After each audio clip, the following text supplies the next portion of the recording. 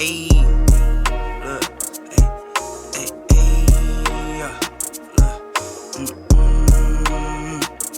ayy. I'm in the lab like Dexter, brand new batch he tested. I'm with all the extras, don't try and bitch, I'm pressure. I'm the type to step on steppers, I'm the type to step on steppers, I'm the type to step on steppers, I'm the type to step on steppers. What is going on, everybody? Welcome back to another episode of the New Media Podcast. I'm your host, Ya. We hope you enjoyed the last episode because, as always, today's going to be an even better episode. Of course, I got the whole crew with me. Everybody's in the house today, and today we got a lot to get into today. Today we'll be covering two divisions. First things first, we'll go ahead and start off with the NFC South, and then we'll go ahead and talk about the AFC North. We'll go ahead and give our predictions for both those divisions. Talk a little bit about each franchise. Then we'll go ahead and jump into Lamar Jackson, with him getting paid, how much pressure is on him, to deliver a Super Bowl to this Baltimore Ravens franchise. Then we'll go ahead and talk about the Cleveland Browns for a little bit and talk about how, whether or not we believe they're the biggest sleeper team coming into 2023. And then we'll go ahead and close out by talking about who we think, who do we trust more coming into this season between the Pittsburgh Steelers and the Cleveland Browns. But of course, before we jump into all these topics, temperature check. How's everybody doing tonight? Man, I'm feeling good. We're about to discuss that absolute war of a division in the AFC North, and I can't wait, man, because that's a division where it's just everybody hates each other. Like, there's division, of course, NFL rivals, they hate each other, but that division, there's something special about how much they despise each other. So I'm ready to talk about it. Man, about the NFC South, I'm not interested in that division. We're gonna talk about it, but come on, man. Like, let's be serious. Yeah. Hey, somebody's gonna be hosting a playoff game in that division, so yeah, it's bad, but man, preseason's over with, man. Let's get it talking, man. Football is this much away, not too far. By the time everybody's listening to this episode, we'll be officially 1 week away from the start of the NFL season. With preseason behind us now, we're just getting there. Only a week left until the actual thing kicks off. But with that being said, let's go ahead and jump right into it. We'll start off with the NFC South. Of course, as always, Abdul will kick us off with the record predictions. So, at the bottom of this division, I got the Tampa Bay Buccaneers, and Tom Brady was not good last year. I think everybody should understand that. His performance was not reminiscent of Tom Brady at all. I don't think he performed in any capacity like himself, but Tom Brady was bad. I don't think Baker Mayfield or Kyle Trask will be in any capacity better than what he was last year.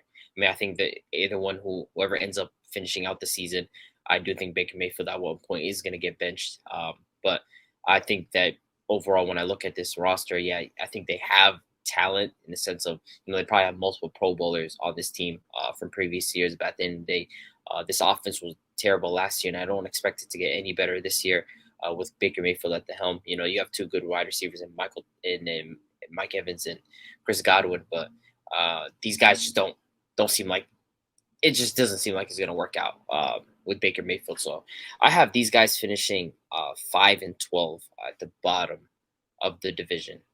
Next up, I have the Atlanta Falcons. Now, Desmond Ridder is a wild card. From the games that he played last year, it didn't really show me anything. I wasn't overly impressed at all. But at the same time, when you look at this team, they just drafted Bijan Robinson. They have an absolute unit of offensive line. They have weapons in Drake London and Kyle Pitts. So when you look at it, this team, it can be a very steady team. But, I think they're going to be very run heavy. And Arthur Smith did help someone like Ryan Tannehill become an extremely efficient player. So if he can do that for him, maybe he can help out Desmond Ridder. But he's too much of a wild card. I think this team is still growing, and they are an improved unit. So I'm gonna be a bit generous for them and say that they're gonna go 7-10. The next team up is the Panthers. I don't think they're gonna be that much better than the Atlanta Falcons, just because I don't believe in the skill positions of the Panthers. I mean, their wide receiver one is Adam Thielen, and we know Adam Thielen's declined. You have Jonathan Mingo. I just don't believe too much in this unit. So. Bryce Young is a rookie quarterback, but amongst the rookie quarterbacks, I think he's the one with the most poise. He's someone who, if you've been watching his film, is someone whose processing is on another level. But course, his physical attributes aren't someone like Justin Fields or Anthony Richardson, where he can consistently extend plays and make something out of nothing. But he is someone that's going to be extremely steady for this team, and their defense is an ever improving unit. They close out the season very strong. So I have these guys 8-9. Number one, I have the Saints winning this division. I've been bouncing back between how many wins these guys would get, but I have them finishing with 10 wins. Just because, and you can fact check this, I think they have one of the easiest schedules in the NFL, if not the easiest. So they get last year they were subject to a lack of quarterback play. Liddy Taysom Hill was their quarterback at times, and Jameis Winston. You just had a lot going on over there, and so I think the Saints, I have them with 10 wins, going 10-7 in this division. So. For me, start off. I think Tampa. I got them in last place in that division. Feel like for them, offensively they're gonna struggle like they did last year. Especially they had Tom Brady last year and they didn't have that much of an O line. The run game was non-existent. Fournette didn't have the season that he was supposed to have. So the offense fell off for them. I feel like the defense is falling off, especially their secondary is not as good as it used to be, and the last fact is Baker Mayfield, man. You got Baker Mayfield as a quarterback. That guy's not going to lead you to a playoffs. That guy's not going to lead you to a division win. He's not going to lead you to anything.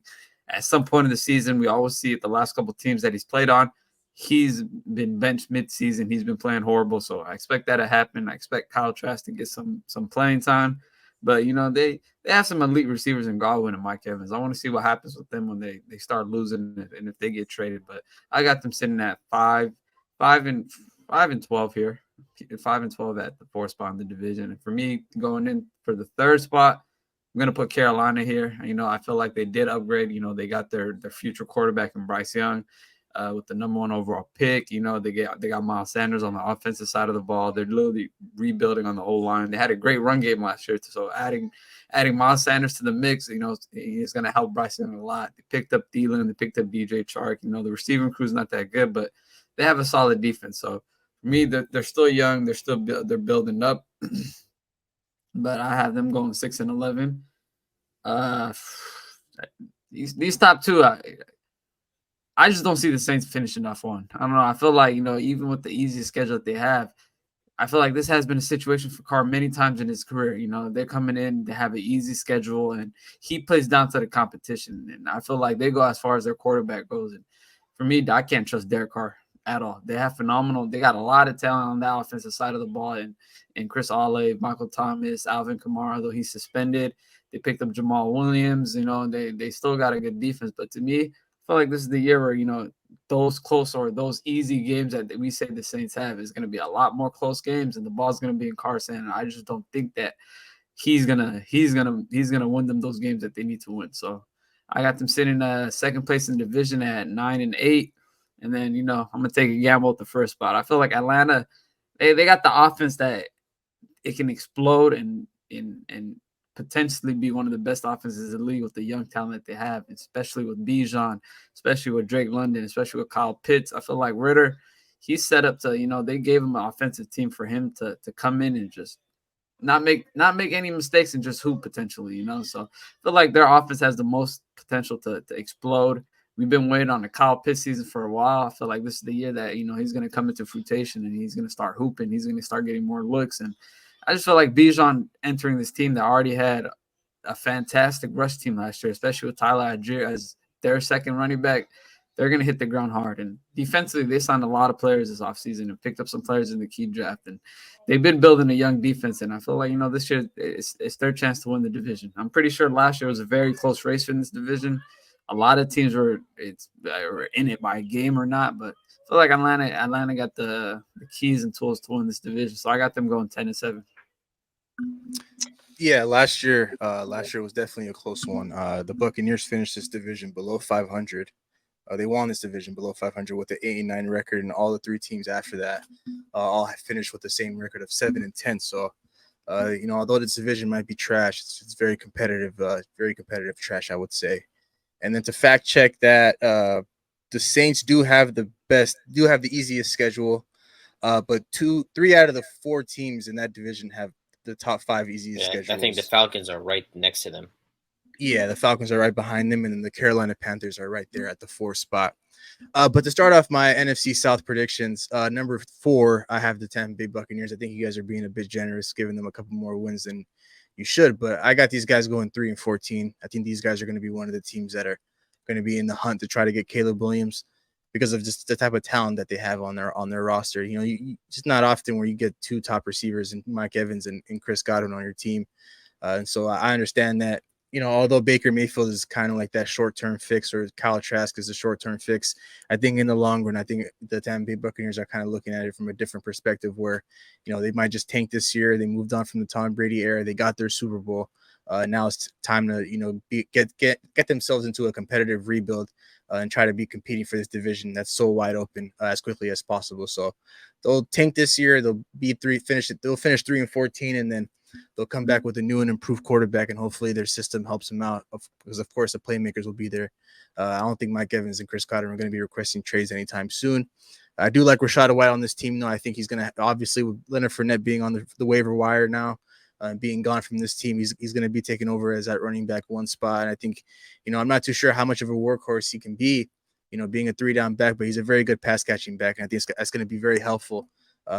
Maybe a little bit this season, but more so next season when they get their new and improved quarterback. So give the Tampa Bay Buccaneers 3-14 right here. At number 3, I do have the Atlanta Falcons finishing this season at this spot with a record of 6-11.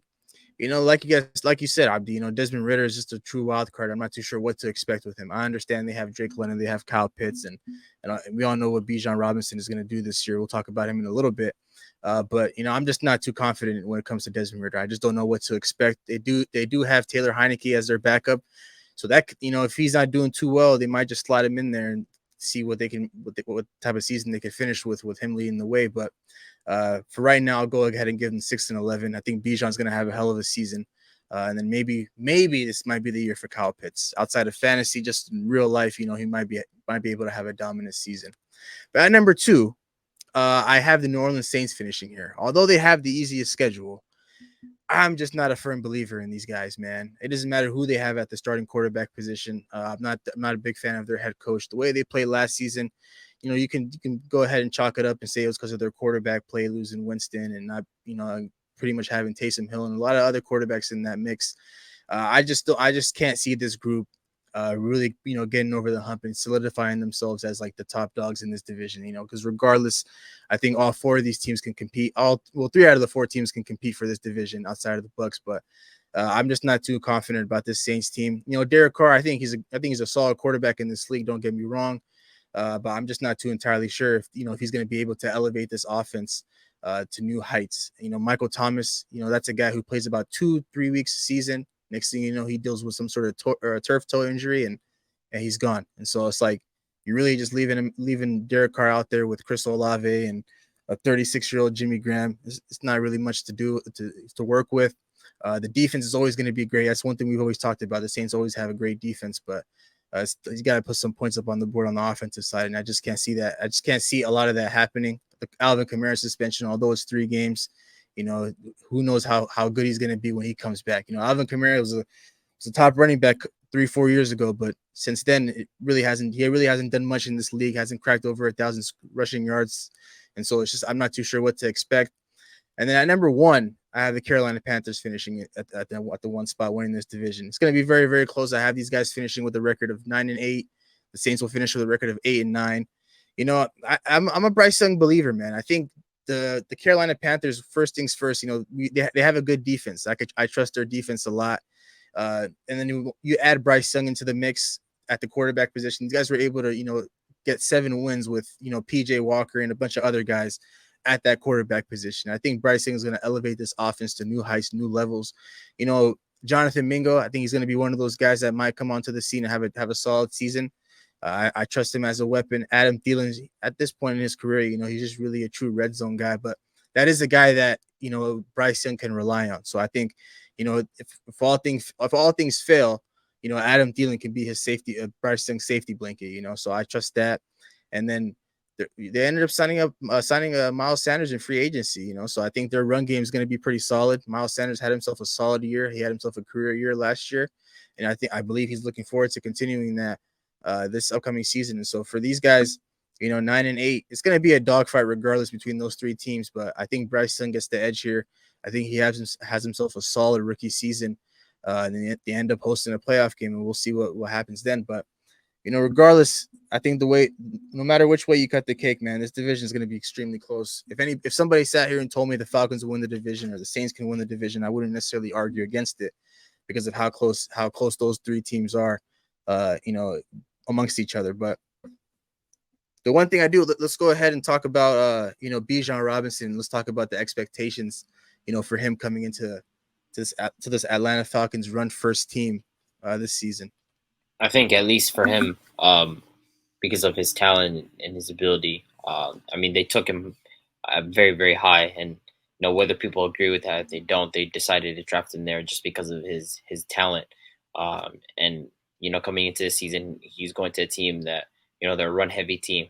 They're amongst the most efficient and best rushing teams in the entire NFL last season. And now you add Bijan Robinson to that mix with that dominant offensive line that's great at run blocking. I think he's going to do phenomenal this season. I honestly believe the expectations for him is at least 1,400 to 1,500 total yards, with maybe to 8 to 10 touchdowns. I think that'd be a solid return as a rookie. So for maybe 1,200 on the ground, 200, catching it, because I think Arthur does want to have a balance where he doesn't want to overuse him and abuse him, because his versatility comes in his ability to rush, but he's also a great pass catcher. So 1,500 passing total yards, and maybe 8 to 10 touchdowns. I think that's reasonable expectations for someone like Bijan with the amount of talent that he has. Man, I expect him to shoot out the roof immediately, man. I feel like he's going to come in. He's going to be one of those type of running backs that, he's a game-changer running back, and that's the reason they took him at 8. People, like Abdi said, people thought it was extremely early, but for them, they had no issue with it. They knew what they wanted. They said, we're not going to, skip up on this type of talent, even though we have other positions that we need to fill. But I feel like, once he comes into this team, he's going to take over that one spot. He's going to be involved in the pass game. He's going to be a dual threat running back. So I got 1,500 yards, 10 to 12 touchdowns as a rookie. That's crazy, So expect him to blow off. He's going to be in that top 5, top 6 running back category, and I feel like he's going to have a phenomenal year. So that's my expectations for him. You guys think he'll be able to have a better rookie season than Ezekiel Elliott? That's tough. So Zeke had a very, very, very, I don't know if he's going to have a better rookie season than Zeke or Saquon. They both had, especially Saquon, he had a monster rookie season. I don't know. Yeah, because I'm looking at the numbers right now. I think because Zeke finished with 2,000 scrimmage yards and 16 touchdowns. Saquon finished with 2,000 scrimmage yards as well and about 15 touchdowns. So see, that's tough to match that production. That's tough to match that production, man. I don't know. Zeke's rookie season was unbelievable. Same with Saquon. I don't know. The amount of touches they're getting. It's going to be tough for him to get that, but it's going to be close though. He's going to be extremely efficient with the amount of touches that he's going to get, and the advantage that he has outside of Zeke. Obviously, Zeke had a great offensive line, but Saquon not as much with the Giants. I think he has the advantage where his offensive line is extremely good, and they run a lot of run schemes. They're a team that's built to run, so they're going to manufacture a lot of touches for Bijan, but I don't know if he's going to have a better rookie season than those two guys, because those two guys had dominant rookie seasons. I get that. I think so too. I think regardless, I think he's going to have himself a solid season, but it just won't be as good as those two guys. But man, when these guys made this pick, man, they already had a 1K rusher on their team, and I understand the type of talent Bijan is, but obviously they could have gotten themselves a different position, but. Like Big H said, when you see a talent like that on the board, a special talent, you really just can't pass up on that. Algier's still going to be around. He might be taking up a couple touches here and there, but I don't think it'll affect Bijan's output for this season. But looking forward to it, though. I think Bijan's going to hit the ground running from week 1. It's going to be really tough to stop that guy. We saw some from preseason, him breaking tackles and ripping off nice runs. And so I think that's just going to carry over into the season. He's going to have himself a great season. But now let's go ahead and talk about Bryce Young. What are we expecting out of him? Although we all have these guys finishing different spots But for him and himself, for Bryce Young himself, what is the first rookie season outlook for him? The thing is, though, like what bothers me is the skill positions for the Panthers, man. Like the skill positions for them is just like I don't have faith in their wide receivers as much. I understand Bryce Young's processing decision making is top tier. I think that was his, intangible coming out. He doesn't have the best arm strength. He's not a supreme athlete. He's not like a Lamar Jackson or a Josh Allen or a Justin Fields, and he doesn't have the arm strength of like a Mahomes or whatnot. But he has solid placement with his throws, and he's a great processor. He understands. He has spatial awareness. So I think for him coming into his rookie season, a season where he has 18 touchdowns, 19 touchdowns, and 9 interceptions, 10 interceptions. I think for them that's like a good return for him as a rookie. I don't think placing a huge amount of expectations on him is going to be wise at all. I think for him coming into this season, 20 touchdowns, 10 interceptions. I think that would be a good return as a rookie.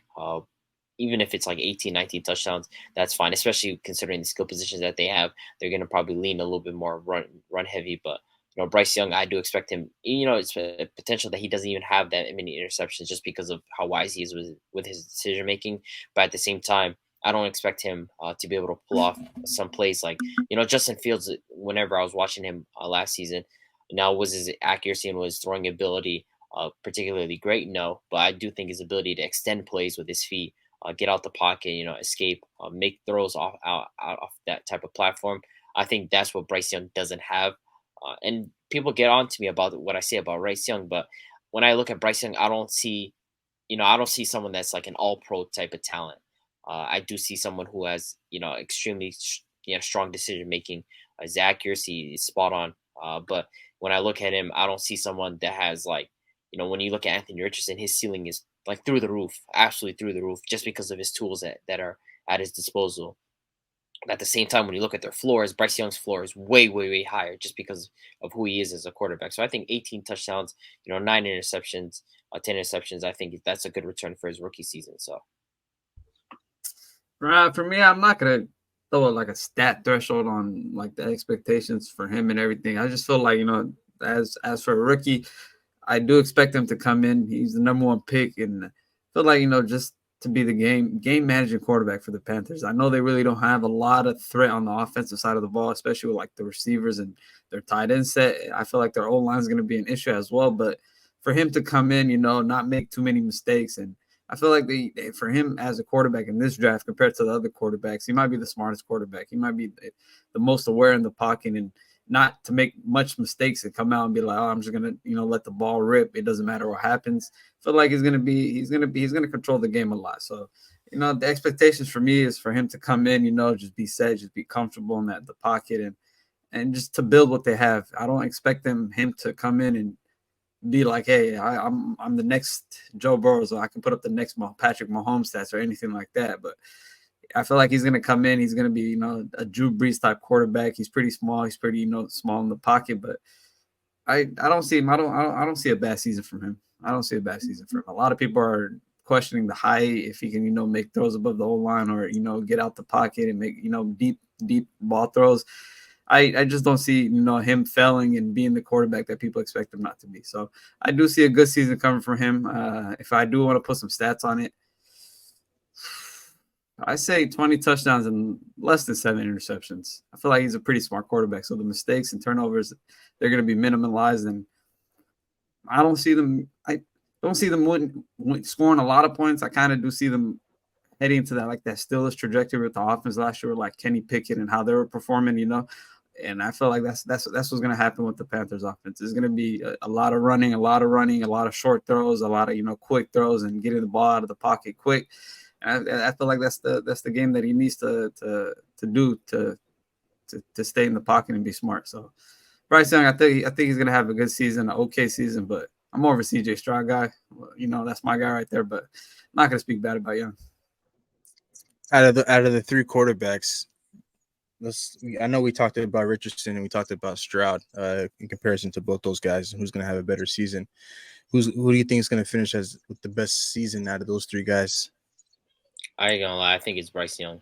I think just because of I think he's gonna have the least harshest adjustment period out of all those quarterbacks between CJ Stroud and Anthony Richardson. I think for him, just because of his awareness and his ability to under process the game, I think he's gonna have not as much of a harsh adjustment period compared to Anthony. I think Anthony Richardson's gonna struggle for a bit compared to those guys, and CJ Stroud in his own right, he's gonna struggle. We've seen it in preseason, some of the throws that he's making, but Bryce Young, I think he's gonna be very, very solid to start off his rookie season. For me, CJ Stroud 1, Young 2, and then Richardson 3. I feel like the CJ Stroud is your typical prototype quarterback. 6'3", phenomenal throw, can stay in the pocket, can play outside the pocket. I feel like for him, if the pieces fit perfect, he can have an explosive season. And like Abby said, Young awareness, with what he got going on and everything. I feel like Richardson is, I don't know. Richardson for me is tough. At the same time, a lot of athleticism, a lot relying on his size and speed, but have we really seen, teams forces got to throw the ball, especially when he was playing for college, he didn't have that big of a game sample of him throwing the ball phenomenal, it was all right. The games that he did unleash the ball, it was okay. It wasn't big, but he's a very physical, very strong specimen. So who knows what he can do, he might come in and just have that Cam Newton effect immediately, or he might just have a bad season.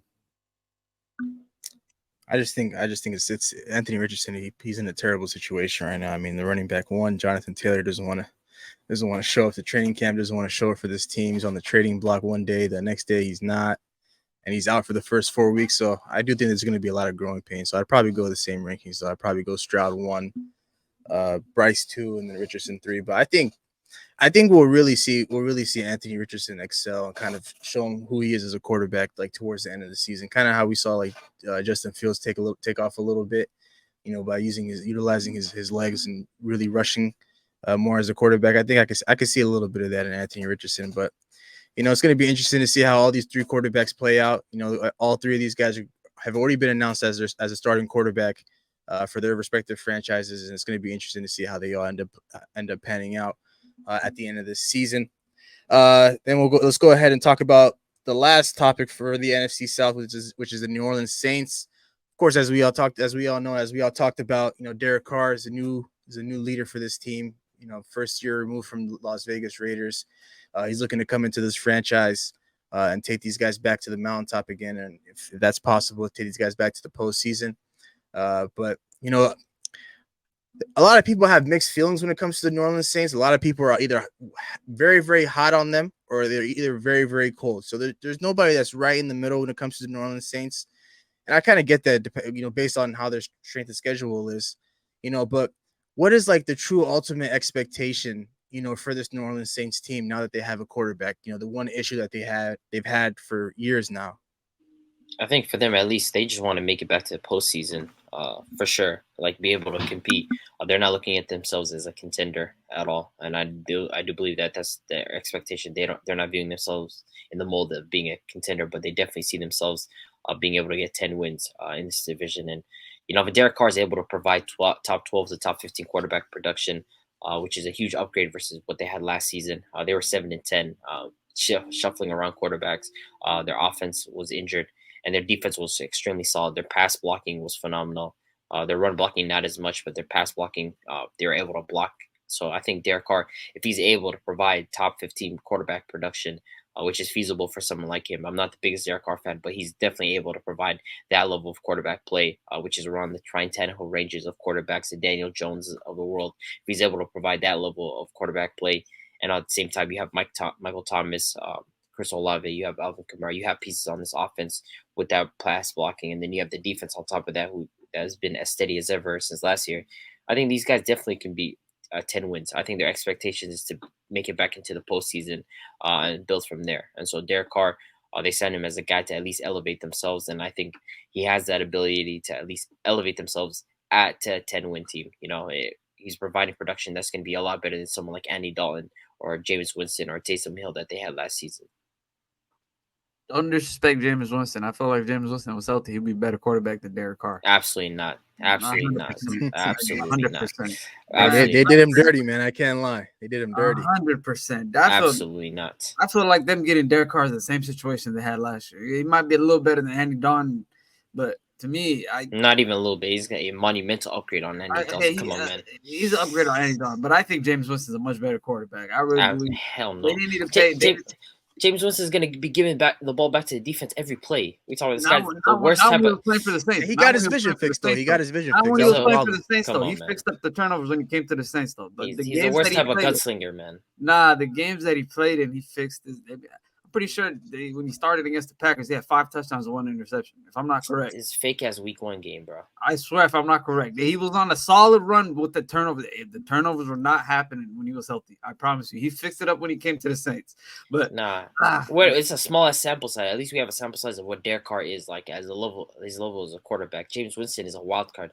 I'd rather take my chances with signing like Derek Carr than I would. Like it's like if you sign Jimmy G over James Winston, I'd rather take my chances with Jimmy G than I would with James Winston.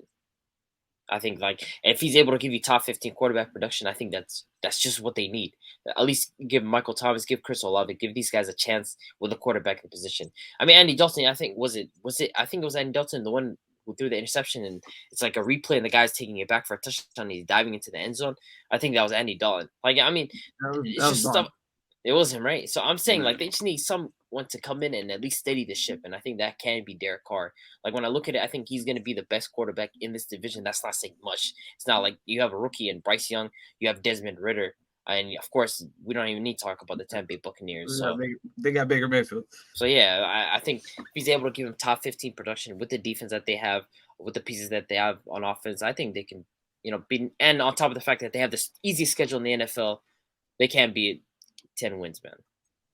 I do not see 148 yards and 5 touchdowns. I just had to pull up the stats from that Packers. How many passing yards? By the way, 148. A lot of those touchdowns just came inside the 5 in the red zone, man. Very efficient day for him. Consistent. There's one issue with Derek Carr. He's one of the worst quarterbacks when it comes to the end zone.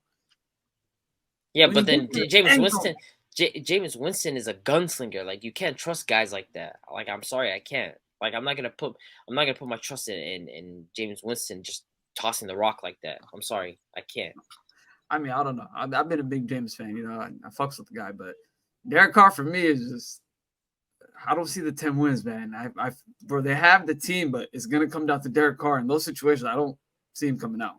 There's plenty of games, late game situations last year, especially for the Raiders, where they lost by 2 points, 3 points, 2 points, and a very, very small amount of points in late game situations. Who had the ball in their hands and they couldn't win? It was Derek Carr. They literally trusted him, and he couldn't get the ball out. He couldn't, find the players. He made turnovers, made mistakes, overthrown balls. But hey, we'll see. We'll see if this defense can carry this team. And they do got a great run game when Kamara comes back. I feel like that 1-2 punch from Jamal Williams and Alvin Kamara might be something, but I can't trust Derek Carr. What would you guys say their ceiling is? It's probably the last thing we'll talk about. Like, what is the most wins you guys think this New Orleans Saints can finish with? And then what's like the least amount of wins? 11 wins. 11 wins. 11 wins for me. And the least amount of wins? To me, 7. Yep. 7 to me. 11-10. Okay, that's fair. I mean, that should be more than enough to win the division, but yeah, man. I mean, I think, for the New Orleans Saints, it's just I just really just don't know what to expect with this Derek Carr guy. I understand like he's Derek Carr is going to do whatever he can, to get his playmakers the ball. I mean, we saw it with Devontae Adams last year. Yeah, last year, getting him the ball whenever he had the opportunity to. But, when it just comes down to it, are you going to be able to trust him like Big H said in that crunch time situation? So, it's going to be interesting to see how this division plays out. Hopefully I don't have to be paying too close attention to this division. But aside from all of that, now it's time to go move on to a dogfight of a division, which is the AFC North, a division I've been waiting to talk about for a minute now. So, of course, as always, we got to kick it off with the record predictions. Oh, my God. Like, ranking this is, like so goddamn hard. Like there's all these teams, like they have a tendency to just be able to beat each other at any moment. It's like the Office, the GIF where the guys are pointing at each other in a circle and they're just pointing a gun at each other. It's just like one team beats That's what I'm saying. Like one team beats the other team beats the other, and the other team beats the other. The Browns beat the Steelers beat the Ravens beat the Bengals, and vice versa, and everything. But when I look at this division, you just have to look at it, you know, from an aspect of taking away the margins, and so you look at it. I think the Steelers could have a case of being the best defense in this entire division. You have arguably the best defense player in the entire NFL in T.J. Watt, but this offense, how much can I trust Kenny Pickett is a question mark. I think he showed flashes last season, especially making plays outside of the pocket. I think that was like his best moments, being able to get out the pocket. He's saw athletically, is able to make plays, extend him with his feet. But, inside the pocket, do I trust him as much?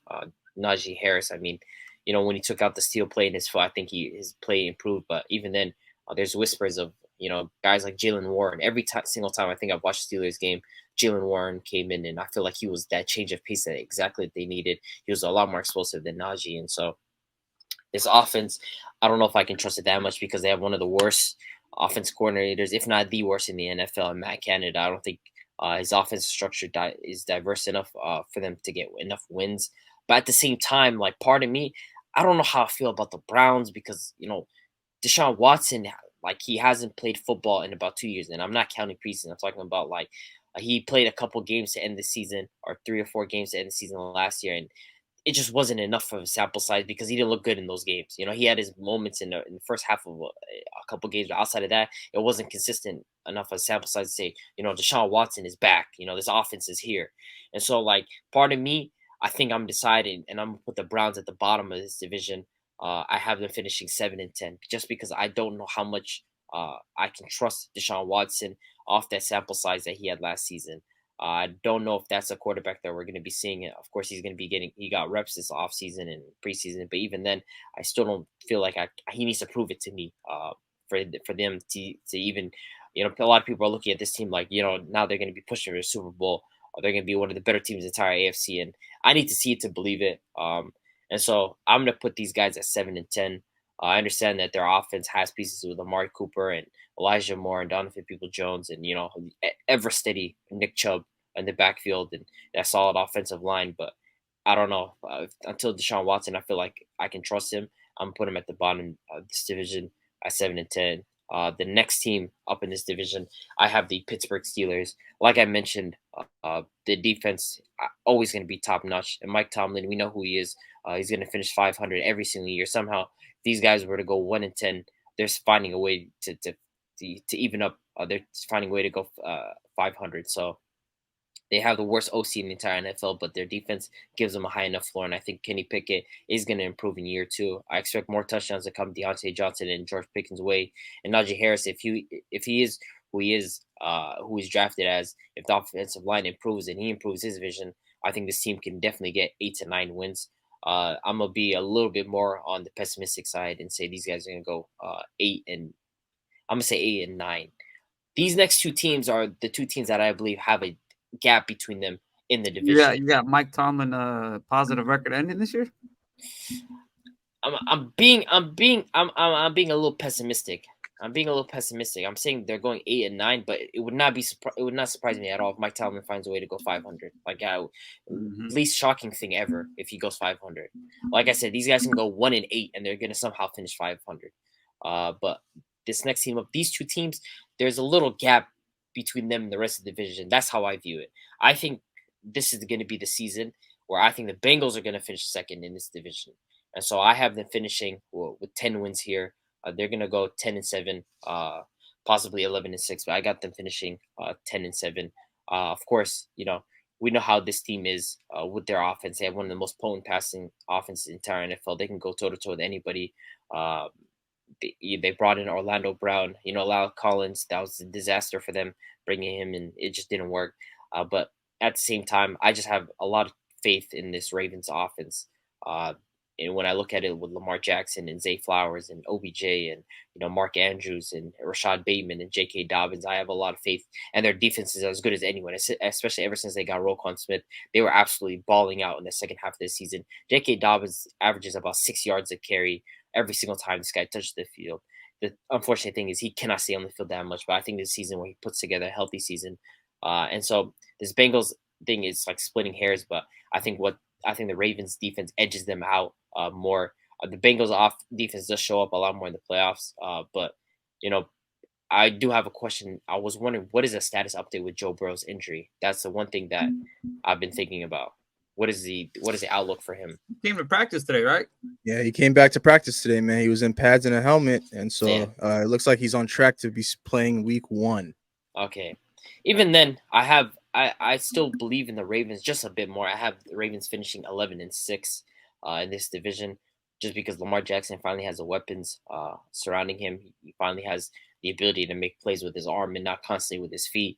Of course, he can do magical things with his feet, but I think this is a season Lamar Jackson puts together a monster season. So I have them finishing 11-6. Yeah, for me, man, this division right here kind of reminds me of how the NFC West was looking like a couple of years ago. All 4 teams just making it look like it's gonna be a bloodbath there. Every team's gonna be fighting, and every team got some pieces. They got some stars on the team. They got some great pieces. They got great roster, but I think the Browns will probably end up as 4th in the division. I feel like like I'd said, Deshaun Watson he doesn't have that many games. Really hasn't played in 2 years. Like I'm not going to count those last 3 to 4 games that he came in last year, where it was the end of the season and he was trying to get his legs under him. I just feel like the quarterback play is going to be an issue for them. But to me, I don't know. They got a great run game. They picked up Elijah Moore. They already have Amari Cooper. They got Njoku, and they got a phenomenal defense as well. So it can go up or it can go south for them. And I feel like they're just going to be in the middle of the pack in that AFC, sitting at probably 7 to 8 wins, especially in that division is tough. So I feel like I got them 7-10 sitting at the 4th spot. And another team right here still is probably one of the best defenses in the league. It's sad that they had to be in this division with the Baltimore Ravens and the Cincinnati Bengals. And I feel like the only reason they're sitting at this second spot, that 3rd spot in that division, is just quarterback play. If they had a quarterback up to par with Lamar Jackson and Joe Burrow, I feel like they probably have the best team in that division. They went into this offseason with the clear plan to protect Kenny Pickett, to protect Najee Harris, to build up on that run game that they had the second half of the season, to build up what they did in the second half of the season last year. And, I feel like they did address those issues. They went into the draft, drafted an old lineman with their first pick. They signed some other key players in the offseason. And defensively, you got your guy back, TJ Watt, one of the best defensive players in the league. And then give me 1 second. I'll go ahead and pick up right where you left off. Also, just to keep in mind, the Browns, this is how they start off their season. So they play the Bengals week 1. Then they play the Steelers. Then they play the Titans. Then they play the Ravens. Then they play the 49ers. They play the Colts. And they play the Seahawks. So potentially, where could be 2 wins. That's a tough start to the season. I can't lie. I mean, they do have one of the hardest schedules in the league. So they could end up with 2 wins to start off. So I mean, I don't know, man. 7-10, 8-9. That's where I sit with them. You gonna carry on? Nah, I'm here. I'm just waiting for Abdi to finish. Well, I forgot where I left off at, to be honest. 3. You're talking about the Steelers. I was talking about the Steelers and Kenny Pickett. Yeah. I feel like offensively, last year the way they ended the season was pretty great. I ain't gonna lie. They put some drives together. Kenny Pickett, I think they won like 6-1 their last 7 games. Kenny Pickett had some big games, big clutch moments to finish those games. But man, I just, to me, is how can you compete with Lamar Jackson and Joe Burrow? That for me, it's like, hey, those two guys are top 5 quarterbacks in the league, rightfully so. And I just feel like the Steelers, they just don't have that quarterback play to take them to the next level to compete with these superstars. Maybe Kenny Pickett does come into that in a couple of years, maybe not this year, but it's going to take some time. But I do have them here, and it's going to be a dogfight between them, the Bengals, and Baltimore. They're going to be fighting, but just for me, the quarterback play. And then right here, big Joe Burrow fan, big Cincinnati fan, and like Abdi said, I just feel like they're going to be right here in this position. I feel like the defense went a little down. Obviously, health concerns in the offensive side of the ball. With Joe Burrow hurting his knee and going into the offseason like that. And then I feel like once they do get healthy, I think a lot of us are sleeping on Deshaun Watson, man, and I actually think it's a little bit ridiculous. But I don't know if it's just like it's a, if you it's how he ended off the season last year. Like I think for people they just feel like they have to see Deshaun Watson beat Deshaun Watson to have faith in the Browns. I think he has to prove himself. I mean, the thing is, though, that takes time, though, man. That takes time. He wasn't able to be around the facility. He wasn't able to be around the team, and he only got a couple weeks in, and then towards the end of the season. But obviously, that wasn't him playing in the quarterback position. It was just a shell of himself. But I think with the whole training camp, with all the OTAs and all the practices, all the reps, I mean, when this guy before he did what he did, I mean, like he was arguably a top 5 quarterback in this league. I'm not too sure what's changed. I know a couple other guys have come up. I mean, the guy hasn't played football in how long? Even when he was playing, I don't believe he was a top 5 quarterback. That's fair assessment. That's absurd, bro. That's absurd. That's ridiculous, man. What do you mean? He wasn't doing anything. Y'all just looking at what was he doing during the playoffs? Like he has nothing to show for it. Like the guy was doing nothing. What do you mean? He has a playoff win, bro. What are you talking about? Yeah, what 1 win in 5 years?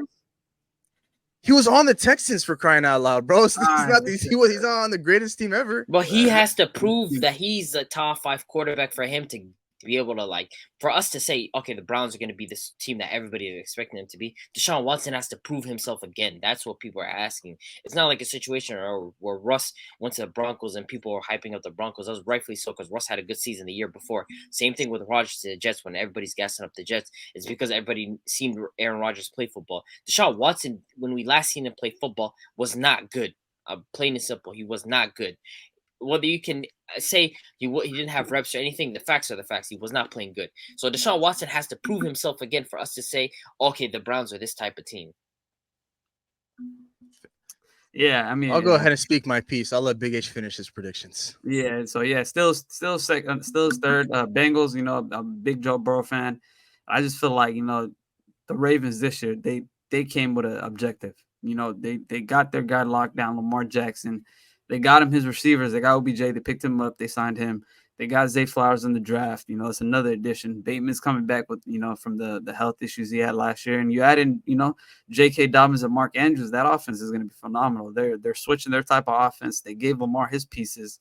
And defensively, they're one of the best defensive teams too. So I feel like, overall, they're anything health-wise, if they can stay healthy and everything like that, I feel like it's to the moon. I got Cincinnati probably winning 11 games. I think the ceiling for the Ravens for me is probably 13 wins. I think they can end up with 13 or 12 wins in that division, and I feel like they got a big playoff run coming. So yeah, that's me right there. All right, let me go ahead and pick up right where you left off at number 4. I'll get right into it. It's the Pittsburgh Steelers. I mean, it's tough when you had to rank these 4 teams anyway, so somebody's got to take that 4th spot. I think Mike Tomlin's above 500 record, his above 500 record streak is going to be safe. I think these guys, they've shown that they can rip off some wins towards the end of the season to get over that 500 hump, and they'll finish above 500. I think for them, I have them around about 10 wins. If they end up with 9 wins again like last year, I mean, it's pretty close. So either around 9-8 or 10-7. So I have the Steelers there. I think it'll be interesting to see, how they implement their offense with, Najee Harris after coming off a bad year. Is he going to be able to get back to how he was his rookie season? Deontay Johnson, will he finally have a touchdown this season? George Pickens taking that year 2 leap. It really all falls on, Kenny Pickett, because we know what their defense is about. We can talk about their defense all night. We understand they have a great defense, but it all just really comes down to Kenny Pickett, their quarterback, their leader, getting these playmakers the ball, getting in the Najee Harris is really cementing himself in the run game and not having people question whether or not Jalen Warren should take a spot for that running back 1 position. But regardless, these guys are going to be competing each and every week, and they'll finish with an above 500 record, and Mike Tomlin's streak will be safe. At number 3, go for it. What's up with this Jalen Warren guys? Like, guys see him do 1 carry, and it's like, oh, he's going to take Najee's spot. He's the next big thing for the Steelers. Like, Najee hasn't had 2 great seasons. I think there's some truth behind, the conversation surrounding those 2 guys, man. I think Najee is a better player, is a better running back, a greater talent, but I don't know, man. When we see Najee play the running back position and start at the running back position, it's not a lot of explosive plays that come out of that. That first year with Big Ben, it was really a whole lot of dump offs where he was really making his money at. It wasn't really going crazy in the ground game. But I think Jalen Warren kind of gives him a different type of look. That he's more of an explosive running back. It's kind of like a similar situation with Zeke and Tony Pollard, I would say, but to like a lesser degree. That's how I would best describe it. I don't know. I don't see anything for the Jalen Warren guy. I ain't gonna lie. I fuck with Najee tough though. Nah, bro. Najee, every time we watched him play football these last 2 years, I mean, he hasn't been efficient at all at running the football. And you can say, well, that's a combination of the poor offensive line, but at the same time, his running ability looks massively overrated every single time I've watched him. It's like his vision has been downright terrible. His ability to blow by guys, be able to run past guys, it's not there. He's like a power back. He's expected to be able to find different gaps and stuff. But every single time I watch Jalen Warren step onto the field, it's like he's going to get 6, 7, 8 yards a carry. And, I think in his rookie season last year, Jalen Warren averaged about 5 yards a carry. Of course, that's going to be bolstered by the fact that he's a change of pace kind of guy. They're always guys like Alexander Madison and Tony Pollard when they're backups. They're always going to have better yards per carry. But at the same time, Najee he's never been efficient as a runner so far in the NFL. So, I mean, I see why people are kind of highlighting Jalen Warren. I hope Najee has a great year, though, for fantasy purposes. But if he doesn't, I have his backup, Jalen Warren, so I think I'll be in good shape. But to get back to my NFC or AFC North predictions, at number 4 we have the Pittsburgh Steelers. At number 3, this might cause a little bit of a discussion, but I'm willing to stand on it. I'm willing to go bold. I have the Baltimore Ravens will finish at the number 3 spot with a record of 11-6. I think it's going to be close between these guys and the Browns in comparison to like these guys in the Bengals. I think it's going to be a lot closer than people. It's a lot closer than people think. Lamar Jackson, he got that big contract. We'll talk about that in a little bit. All the toys that he got. But I just got to see it. I understand they have a great defense and all. But with Lamar Jackson, new offensive coordinator, all these new weapons, it could either go really, really good and they could end up, finishing number 1 like Big H has them, at 13 wins, or it could just be, just another solid season, but not really living up to all the expectation, not really living up to all the hype. And I think I'm more on that side than I am on, the other side where these guys are going to have a great offensive type of season and Lamar Jackson's going to go turn back the clock and have an MVP type season. But I just have to see it to believe it. So I have these guys finishing with a similar record with the Cleveland Browns, but the Cleveland Browns will have the tiebreaker.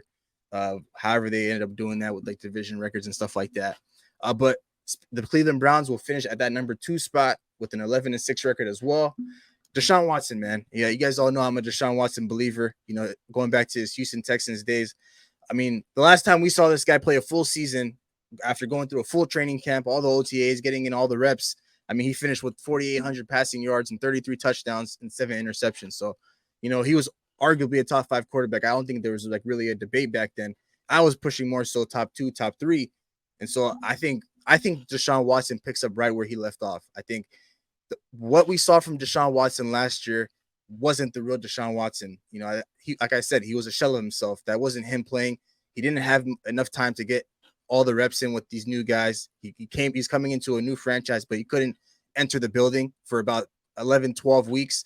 So he just really didn't, he wasn't able to really just, gel with the new guys. I think this Cleveland Browns offense, they have a lot of weapons. I think going out and getting a guy like Elijah Moore to complement Amari Cooper is a severely underrated move. I think Elijah Moore couldn't find himself a role with this New York Jets offense, which is fine.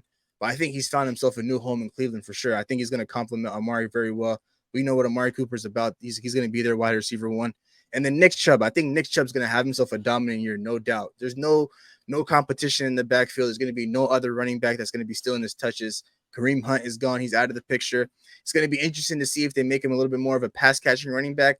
But we know what Nick Chubb is about on the ground. There's really no discussion need to be held about that. We know Nick Chubb's going to be a very efficient runner, and that's going to help out a guy like Deshaun Watson. If he can rely on Nick Chubb to get the run game going, that's going to open up the offense a lot more. And, of course, David Njoku, their tight end, he's also going to be another reliable target for Deshaun Watson. So I think Deshaun Watson is going to go back to what he was doing back in his Houston Texans days. And people might be a little bit surprised. They might be a little bit shocked. But the real Deshaun Watson fans are going to be like, this is who he always was. He just took a couple of years off of football, and what we saw from him last season, it really wasn't him. It just really wasn't him out there. So I got these guys finishing with 11-6 record, and then this being number one was the easiest decision for me. The Cincinnati Bengals are going to finish with the record of 12-5. I think the objective for these guys is to kind of just be that team that flies under the radar this year. I feel like 2 years ago when they made the Super Bowl, obviously it was Joe Burrow's coming out party. He was coming off a torn ACL. He was leading these guys to the Super Bowl. They were doing all sorts of things. They beat the Chiefs on their home turf, and unfortunately they came up short. And then coming into last season, they had all the hype in the world. Of course, these guys like in year one for Joe Burrow, technically, these guys, their defense got hot at the right time. Joe Burrow was playing great football, and so last season they got a little ahead of themselves. They were doing a little too much talking. That's what got them that L in Kansas City to Patrick Mahomes. That Super Bowl could have been theirs if you think about it. But I think with all the eyes on them, everybody talking about them, I think everything just got to them, and they did deal with some sort of injuries on the offensive line. A lot of guys were out. Cheeto Bay was out last year, so their cornerback room wasn't the strongest. I know Jesse Bates is no longer there, but a rookie that I talked about last year, Daxton Hill, will be filling in that role. So I think he'll be able to, year two, he'll be able to, be pretty decent. He won't be playing up to Jesse Bates type of level, but I think he'll be pretty solid. But these guys are going to be flying under the radar a lot, man. These guys are going to be that team that just racks up a lot of wins. They won't be in the news too much. They won't be making headlines unless it's like some sort of big matchup they got on their schedule, and they'll just be that team that kind of coasts all the way to the AFC Championship game. Will they end up being the number one seed in the AFC? I don't think so. I think Kansas City is going to end up getting that number one seed regardless, rain or shine. But I do think they have an AFC Championship game berth in their future, and I think Joe Burrow is looking to get back to that Super Bowl and to cap off this year with a Super Bowl. And so, that's my predictions for the AFC North. I just feel like it's between the Browns and the Ravens. That's probably going to be the closest battle. I don't think it's going to be a close battle between the Bengals and all those other teams. Because I just feel like the Bengals they're loaded way more than any other team in that division. I understand Lamar got all these new toys, but it ain't no Jamar Chase, it ain't no T Higgins. But the one guy that has to step up this year, he took a pay cut to stay with this team to win a Super Bowl, have the opportunity to win one, is Joe Mixon. That's the guy that needs to step up for this team, for these guys to kind of get to where they want to go. He had a great season 2 years ago. He was solid on the ground, but last year he took a massive step back, and that hurt the Cincinnati Bengals a lot. And so I think this is the year, with him taking a pay cut, with him understanding the bigger picture, knowing that they have a Super Bowl window right now. I think he ends up having a solid season for himself, and he's going to play a huge part in this Bengals run. So that's my AFC North predictions. But I think it's going to be a dogfight regardless, man. No matter which way you cut the cake, this is going to be a bloodbath. Do you think you're handing out too many wins though? Just because, what's the likelihood that like a team goes 9-8, and then another team goes 10-7, and two other teams win 10 and 11 games all in one division? Do you think you're handing out too many wins? I might be handing out a little too many wins, but I think regardless, it's going to be a one game. One game is going to separate all these teams. That's because of how tough all these teams are. This is one of the best divisions in football. So I can't see like somebody taking a significant leap or having a significant gap, between each other, regardless of how good all these teams are. So I think one game, I think is fair to say that's what's going to separate a lot of these teams. The Bengals will have that one game separation. The Browns will have that tiebreaker over the Ravens. And then between the Steelers and the Ravens at 3 and 4, it's going to be maybe 1 to 2 game separation at the most. And that would be just for the Steelers, because I think 9-8 or 10-7 is what their ceiling, what their outlook is for this upcoming season. But because you look at it, their record last year, we can't really look at it and judge it because Deshaun Watson didn't play for a majority of the season, and they finished with 7 wins. The Steelers finished with 9 wins. The Ravens finished with 10 wins, but Lamar Jackson was out for majority of the season, and the Cincinnati Bengals finished with 12 wins. So, health issues aside and injuries aside, if all of these 4 teams have like their key guys healthy for the course of the season, 1 to 2 game separation or 1 to 2 game difference is kind of what's going to separate a lot of these teams. But A lot of course, jihad gonna happen in that division for sure. I mean, I just love the animosity and the hatred they have for one another, man. You know, it's Each team unlike any other division. I can't think of a division that hates like that much. They hate each other that much, but let's go ahead and talk about Lamar Jackson, though. Of course, we're gonna stay on the topic of the AFC North and Lamar Jackson, a guy that was looking for a huge contract last offseason but was unable to get it. Ended up playing out the season on his last year of his deal. Ended up getting injured, not coming back for his football team because of that injury. They ended up getting bounced in the first round. And the talks between him and the Ravens, they went pretty long, you know, all the way up until that NFL draft in April, where they were able to strike a deal. Lamar Jackson getting about 180 something guaranteed money, close. I think I'm not too sure if he's the highest paid quarterback right now. I think there's another quarterback that got paid after him. But regardless, the Ravens ended up settling with Lamar Jackson, giving him the money that he deserves.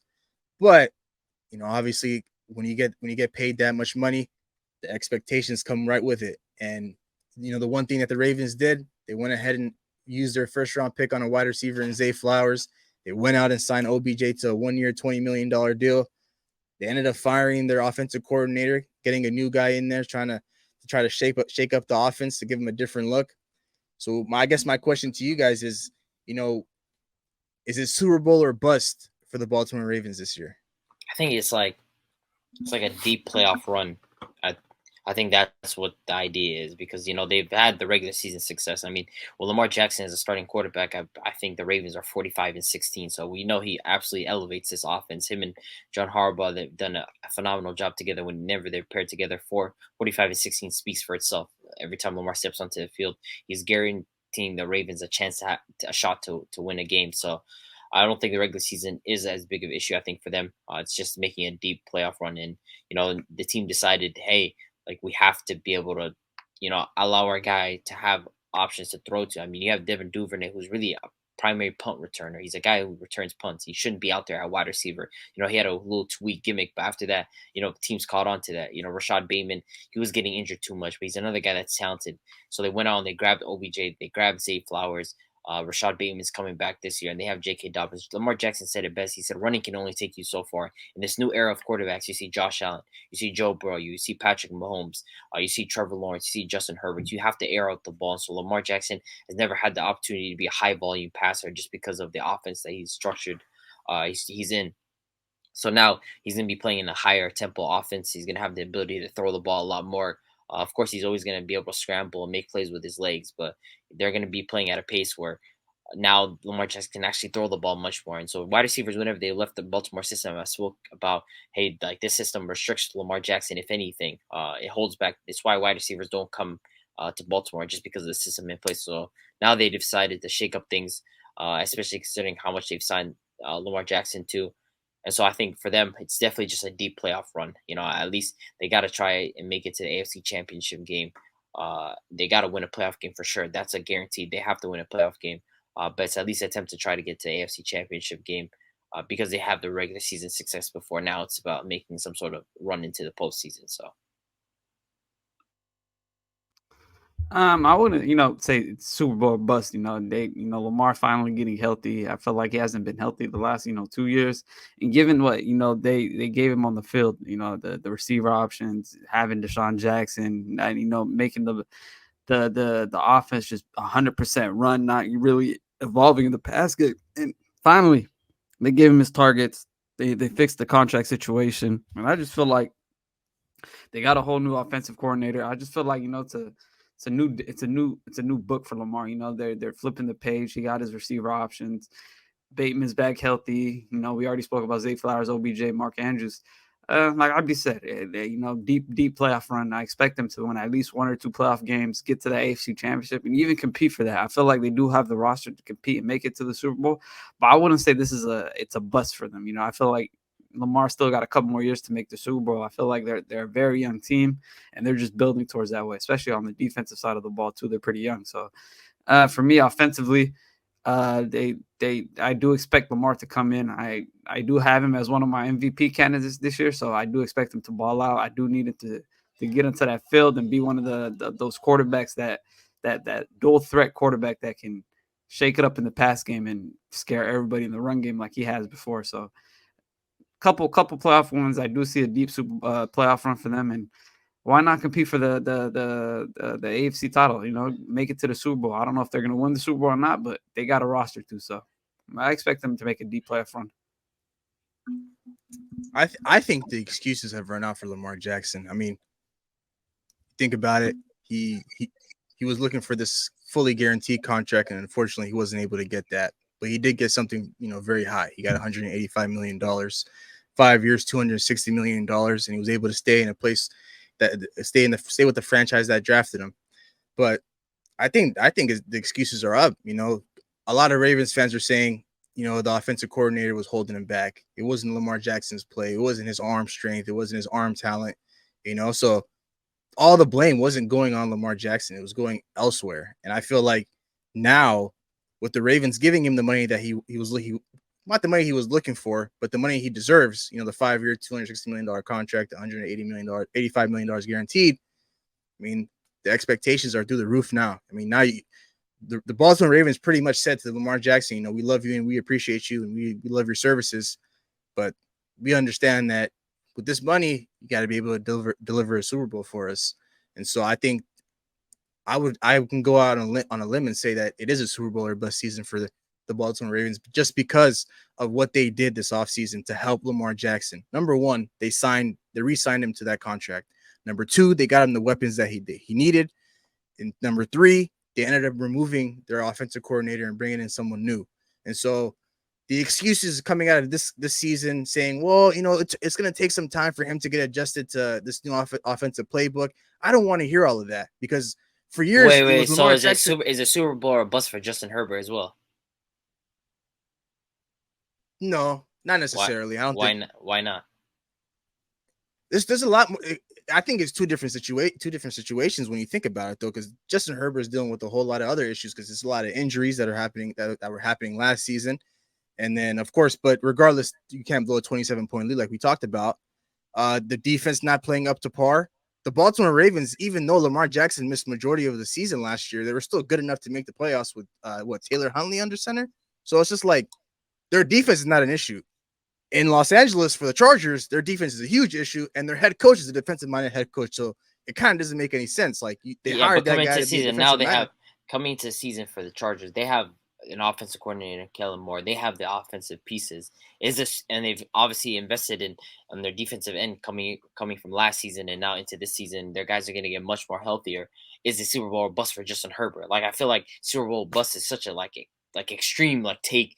It's not like I feel like for Lamar Jackson, it's just like there's some sort of expectation that exists, yes, but Super Bowl bust seems like such an extreme take. Like, it's like Lamar Jackson has to take us to the Super Bowl or the entire season is a failure. No, if Lamar Jackson is able to take these guys to the AFC Championship game, and let's say, for example, he loses to the Chiefs or he loses to the Bengals or loses to any one of these teams, then I'm like, okay, that's a fair season. He performed up to expectations. But to say Super Bowl bust seems like it's just like an extreme take. Like, does he have to win the Super Bowl now in this year for them to be able to say, okay, Lamar Jackson completed his mission? No, of course. And Lamar Jackson, he said this. He said my 2023 season is going to be a failure if I don't win the Super Bowl. But that's the type of expectation Lamar placed on himself. We're talking about as a whole the Ravens. I feel like if he's able to take him all the way to the championship game, then Lamar Jackson's performed what we expected. I'm not gonna sit here and I feel like Super Bowl bust is just too black and white to view a season. I feel like that's just like it's one or the other.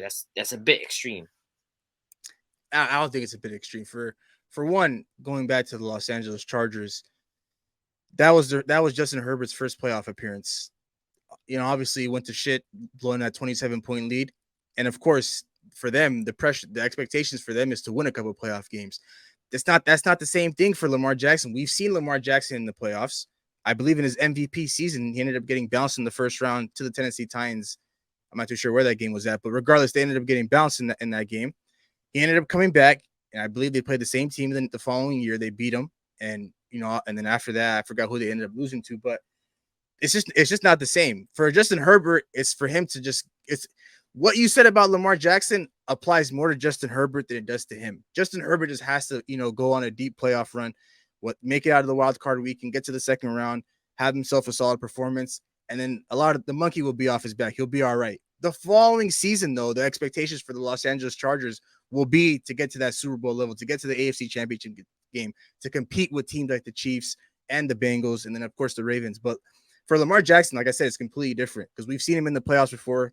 He didn't have a great first game, but we're not going to count that game where they threw him into the fire against the Chargers his rookie season. But we're going to count that game against those 2 games against the Titans for sure, where he went 1-1 against them.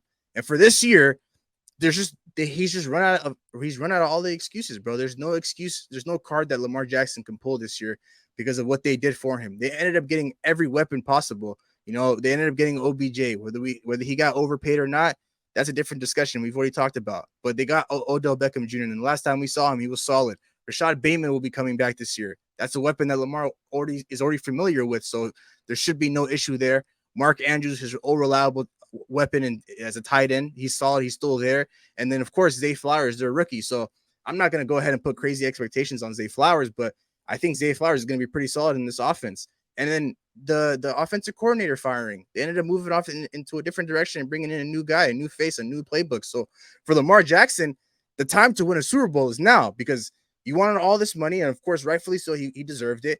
But at the same time, you got to deliver a Super Bowl for the Ravens because if these guys just end up going back to the playoffs, because like you said, the regular season success is going to be there always because it doesn't matter who's under center. Their defense is so great. They're going to be good enough to compete and stay in games. If they're just able to squeak out a couple wins here and there and finish with 10, 11 wins, they'll make the playoffs. But with Lamar Jackson, when he's under center, it's a different level of expectation. You got to be able to compete. You got to be able to compete with the Chiefs. You got to be able to go toe-to-toe with the Bengals, a team that's your rival in your division. So for me, I think it's definitely Super Bowl or bust. And I don't think it's crazy to say because Lamar Jackson has to go out there and show why, he's worth all this money and why he's a top quarterback in this league. Because for years, you were saying that he didn't have any weapons. And for years, you were saying that, wide receivers don't want to go to Baltimore because of the offensive coordinator. Well, all those issues seem to be gone now. Yeah, but it's the first year of Lamar Jackson in this offense, though. You're putting it into a crazy box. It's either Super Bowl or bust for Lamar Jackson. No, it's literally just you have to have you have to upgrade your level of success. Last season, they were into the playoffs without Lamar Jackson. They lost that game to the Bengals. Unfortunate situation. The year before that, Lamar Jackson gets injured. Same situation happens. For these guys, it's just a level of success that continues to improve. And so coming into this next season, they're looking at how can we improve on this last season? How can we improve on Lamar Jackson and his playoff run? He's only had a playoff win, so I think only one playoff win so far, and so they're looking at it. Okay, how can we improve our track record in the playoffs with Lamar Jackson? Okay, if we make a deep playoff run, that's a successful first year season under this new offensive coordinator, with these new wide receivers. It's not a Super Bowl or bust and that's it for these guys. If we were looking at things like that, there'd be a lot of quarterbacks that'd be Super Bowl or bust in the entire NFL. But that's not how it works. It's just how can we improve on our success going into the next season? I think it's a bit of an extreme take to just say, okay, if the Ravens don't win the Super Bowl, they had a complete failure of a season. Absolutely not. If they make the AFC Championship and they're competing with a team like the Chiefs or the Bengals, that's a successful season for the Ravens, 100%. Compared to what they were a couple of years ago, I'd say they had a very, very strong season. So, of course, nobody likes to lose. And if somebody fails into the AFC Championship game, then it's why how it works is, for example, Josh Allen. Josh Allen, when he made the AFC Championship game, everybody was looking at it, okay, Josh Allen has to just make it back there. The guy performed. Everybody was like, Josh Allen's this unbelievable quarterback. And so what was the reason why Josh Allen, the expectations for him went higher is because he made it to the AFC Championship game. And so when he didn't make it back there, when he didn't even get out the divisional game, against the Bengals, people were like, oh, okay, Josh Allen, he's failing his team. But it's not just like a Super Bowl or bust type of thing. You have to have some level of success in the playoffs. And so they're looking at it like the Ravens at least have to make the AFC Championship game, and that's a successful season for them.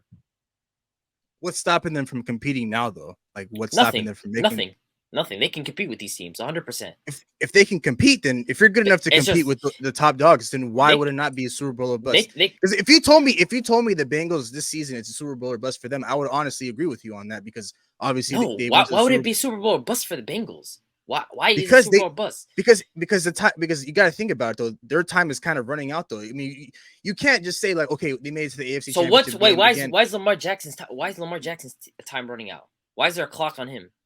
Because there's no more excuses. We've seen it in the playoffs. There's not a clock on him, though. There's not a clock on him. Why are we acting like this team is if anything, why aren't you saying that about Jalen Hurts? When I said that about Jalen Hurts, why isn't this next season Super Bowl or bust for Jalen Hurts? He has a roster. They have a complete team. You're not putting Super Bowl or bust on him either. Why is that? Why is it only Lamar Jackson? Why is that not for Josh Allen? Why is that not for Trevor Lawrence? Why is Trevor Lawrence not having a Super Bowl bust season? He has a complete offense. He has Travis Etienne, Calvin Ridley, Zay Jones, and Christian Kirk. He has a complete offense. His defense is ever improving. Why is it Super Bowl bust for him? Like, I feel like Super Bowl bust for Lamar Jackson only. You should be applying that to Jalen Hurts with his roster. You should be applying that to Trevor Lawrence. You should be applying that to Deshaun Watson as well, too. I don't get it. It's just Lamar Jackson. I'm not. No, it's not Deshaun Watson. If Deshaun Watson's this so-called top 5 quarterback that you've been raving about, he should be a Super Bowl bust because he has the offense for it. He has the pieces for it. He needs to put it together. He has the weapons. He has Amari Cooper, Donovan Peoples-Jones, and he has Elijah Moore, and he has one of the best running backs in the entire NFL, and one of the best offensive lines, and he has arguably one of the best defensive players in the entire league. And their defense is improving next season with Greg Newsome and Denzel Ward and Zadarius Smith that they picked up, and Dalvin Tomlinson. They're gonna have a better defense. And so, why is it Super Bowl or bust for Deshaun Watson? It should apply across the board, especially for a guy like Jalen Hurts. I don't know why you're not saying Super Bowl bust for him either. There's not a lot of pressure when it comes to pressure or Super Bowl bust mentality for the Philadelphia Eagles. Look at their roster construction. Look at the conference that they play in. They're going to get back. They're going to get back. They have no excuses. That team is bound to get back to the AFC. Is the Super Bowl bust? Is the Super Bowl bust for the Eagles? Nah, because their Super Bowl window is wide open, so they'll be able to get back there. That's crazy. They'll be able to get back there. Why is Lamar Jackson's window not open then? That one's a tricky one, I'll be honest. But the thing is, my only issue with Lamar Jackson is because the conversations throughout the course of his career so far has always been about he doesn't necessarily have the weapons. Top wide receivers don't go to Baltimore because of their offensive coordinator. And so Lamar Jackson's arm talent can't really be put on display because of the weapons that he has. But now he has the weapons, and it's not like he's working with some sort of trash weapons. I mean, OBJ's still there. How good will OBJ be coming off a torn ACL injury? We just don't know, but he'll still be pretty solid. Mark Andrews is there, Rashad Bateman, and then they ended up using their first-round pick on a wide receiver. So I just feel like the excuses that you guys were using for all these years for Lamar Jackson is gone now. So if he doesn't cap off this year with a Super Bowl, it's a bust in my eyes. The season is a failure. Like, you can go ahead and say, well, yeah, they can go ahead and build off that going into next year. And maybe I'm saying this a year too early. But regardless, if these guys are good enough to compete with the top dogs in the AFC, which is going to be a bloodbath with all those top teams, then these guys should be good enough to go to the Super Bowl and win the Super Bowl. Because if they're able to beat the Chiefs to get to the Super Bowl or the Bengals, then they're good enough to win it. And that's my only argument, because I just feel like the excuses for Lamar Jackson has run out. Because now we're going to see everything on display for him. His arm talent, everything, the decision-making, him being able to elevate this offense, him being able to get back to his MVP form, and then we'll be able to have a discussion about it. But just to go ahead and say that, Lamar Jackson is my thing is that you have to apply that. My thing is that you have to apply that standard across the board. Then you cannot just apply to Lamar Jackson and not apply to everybody. I hope you're applying that to Josh Allen as well.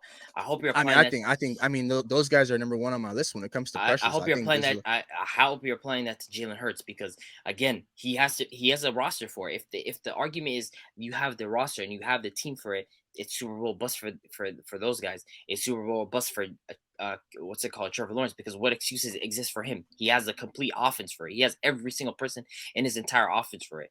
And Deshaun Watson, again, that's another guy. I think if you're gonna have a Super Bowl bust mentality, it should apply across the entire board to every single person. That's just my thing. If you say Lamar Jackson Super Bowl bust, then fair enough. Then it should be for every single person who has the capability and the roster allows them to have that capability of making it to the Super Bowl. They should be a Super Bowl bust. That's how I view it.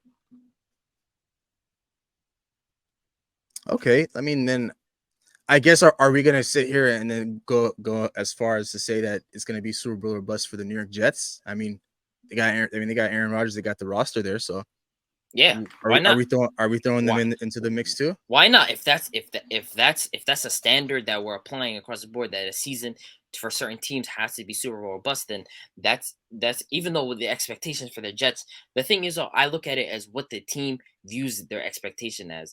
When I look at the Ravens, they're thinking to themselves, okay, if we make it to the AFC Championship and we have an improved offense and Lamar Jackson has a good season, he stays healthy, and our pass catchers play solid, and we make it all the way to make a deep playoff run, that's a successful season. For the Jets coming off what they were last season, if they have a solid postseason run, if they win a game or two, then that's better than what they had before. That's an upgrade on them. Eventually, the next season, when they improve the offensive line, that's going to be that's going to place more expectations on them. I view expectations as the team continually improves. The reason why people are mad at Josh Allen is because it feels like he took a step back from what he was. He made it all the way to AFC Championship game. He was competing with Mahomes the following year. He tried his absolute best, and then just for that to happen, I feel like that's where, if you're not able to have some sort of sustained success, you're not able to improve on yourself, then that's where teams, it's like Super Bowl bust type of team. So I don't view the Eagles as like a Super Bowl bust. I think there's pressure on them to win it because of their roster, but it's not Super Bowl bust. If they make it to the NFC Championship game, and they lose, I'm gonna still be like, okay, it's a successful season for the Eagles, even though they had the roster to win it. That's how I view things. How much pressure is on Lamar Jackson this year? Like pressure to win the Super Bowl, or like pressure to perform? Well, for you, I mean, you're saying that he just needs to have a successful postseason run to get to the AFC Championship game, so they could have something to build off of going into next season. So, Yes. How much pressure is on Lamar Jackson?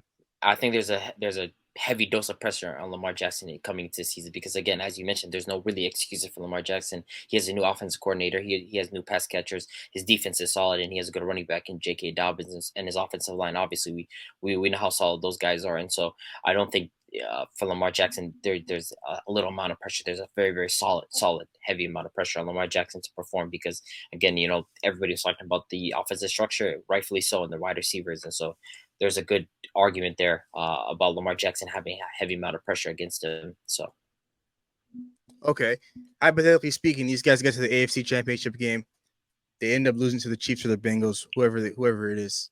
Going into next season, would you then say that it's Super Bowl or bust? This will be the last thing. For sure. Okay. For sure. Okay.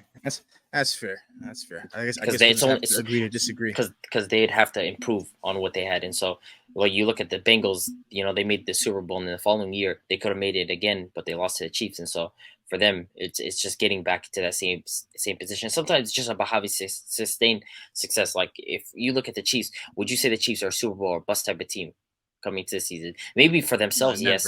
I mean, but every franchise is going to have that mentality. For them, of course, they believe they're a Super Bowl bust team. But when I look at it, if the Chiefs make it to the NFC Championship game and they lose, I'm not gonna, or the AFC Championship game and they lose, I'm not gonna be like, okay, it's a bust season. It's, if anything, speaks volumes to their sustained success. And so I think it depends on how long you've been at least in the playoffs. And so the Bengals, if they make it again to the AFC Championship game and they lose, I don't know how I'd feel about that. But I'd be like, okay, if they have some level of sustained success, they just can't get over the hump. And so, look, for Lamar Jackson, he has to make some sort of postseason run. Fair enough. I think we'll stop there.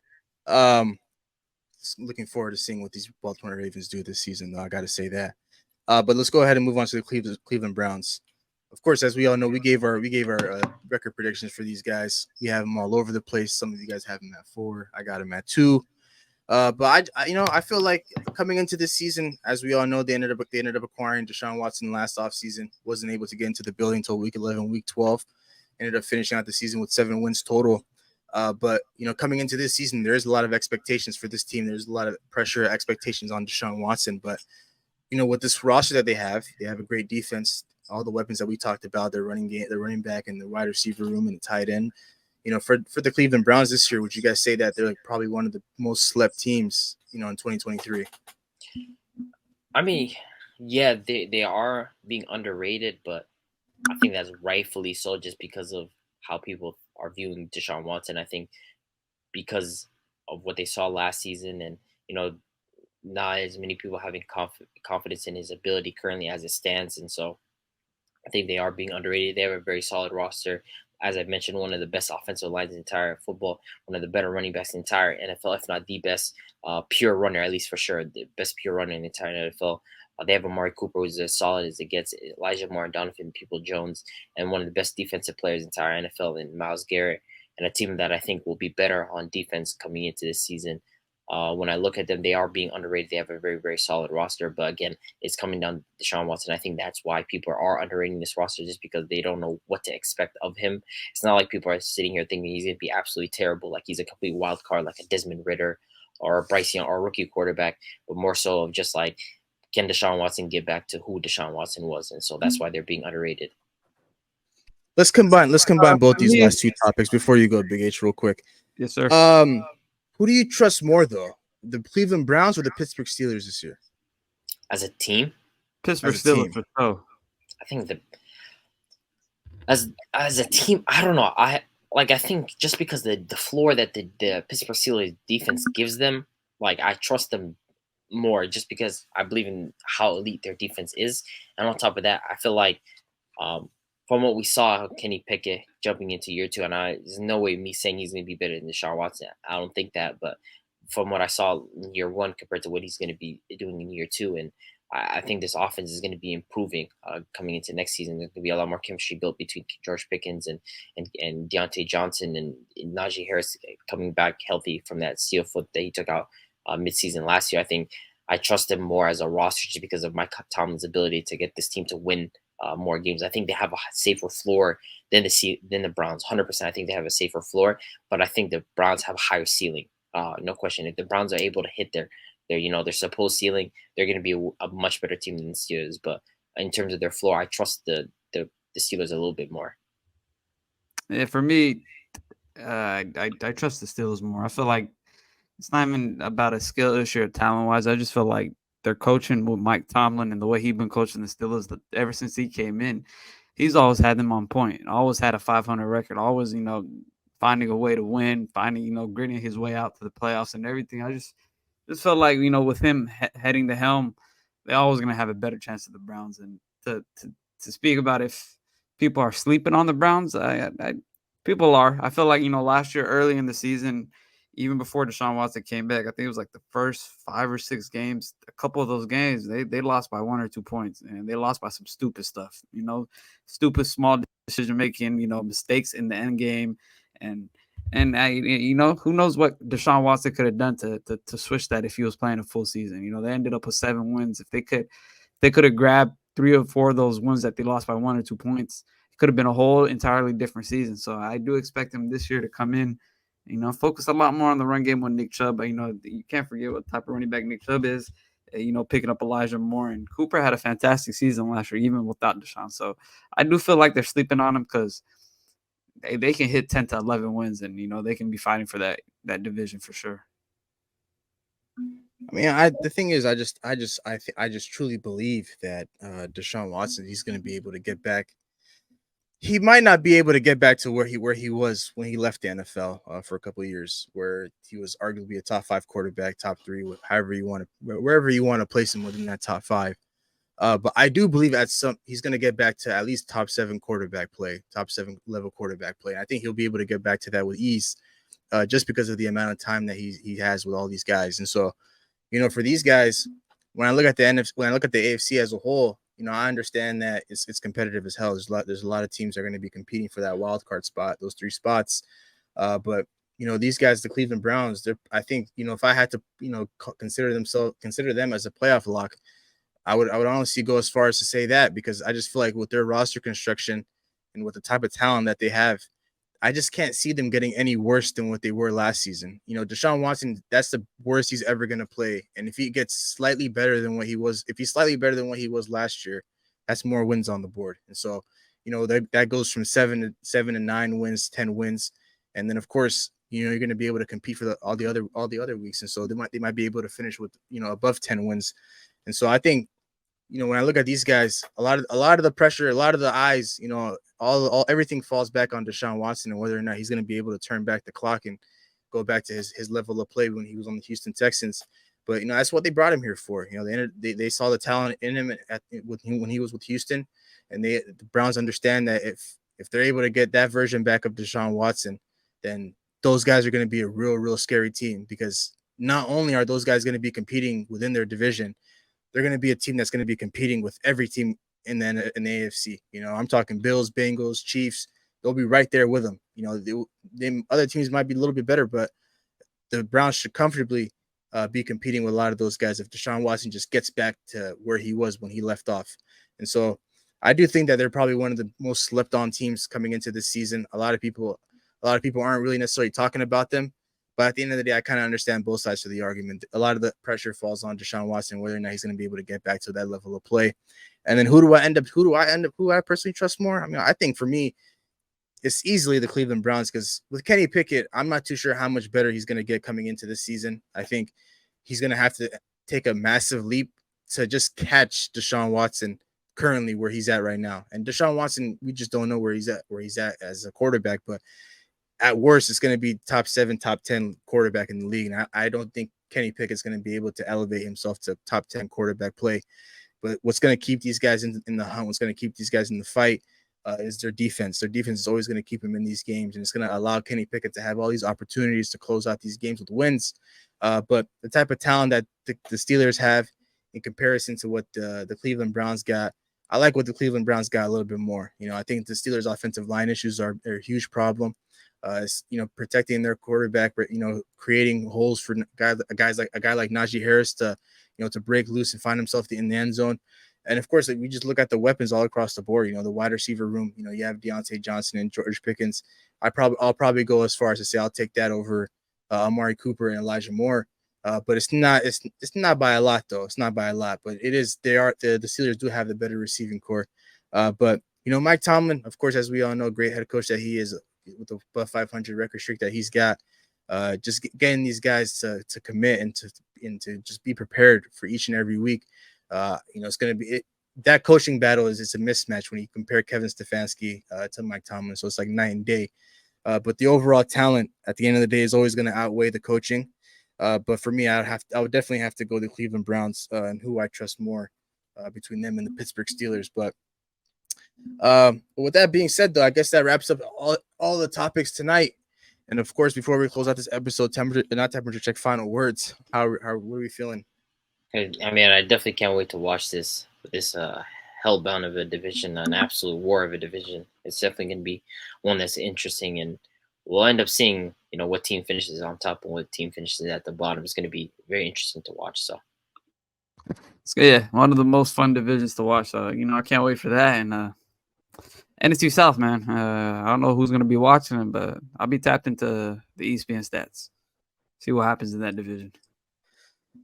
I'm looking forward to talking about my division, man. NFC North, we got those guys up next, and then we got the AFC. We have that Bills division, AFC East. Yeah. It's gonna be another close one that we're gonna have to discuss. It's not to the level of the AFC North, but that's gonna be a dogfight as well. But of course, we'll go ahead and jump right into that in our next episode. And with that being said, we'll go ahead and close out this episode here.